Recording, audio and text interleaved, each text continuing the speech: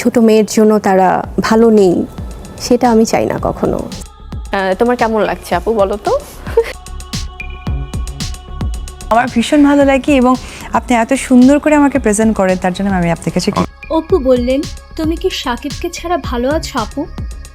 তাকে ছাড়া ভালো থাকতে পারবা? দর্শকদের জন্য আমার মনে হয় যে আমার সবসময় হাসি মুখে থাকতে হবে, ভালো থাকতে হবে। এবার বুবলি বললেন, তোমার সময়টা কেমন যাচ্ছে আপু? দর্শক জানতে চায়। তো আমি সময়কে অনেক বেশি পছন্দ করি। আমি মনে করি সময় মানুষের লাইফে একটা বিগ গার্জিয়ান। অপু বললেন, সাকিবের সাথে আমার বিয়ে হয়নি, কিন্তু আমি মা হয়েছি। তোমারও বিয়ে হয়নি। এটা যদি কেউ মিন করতে চায় তাহলে তো শেহজাদের জন্য আমাকে এখন তার আবার বিয়ে করতে হবে। সাকিব আমাদের দুজনকেই ঠকিয়েছে।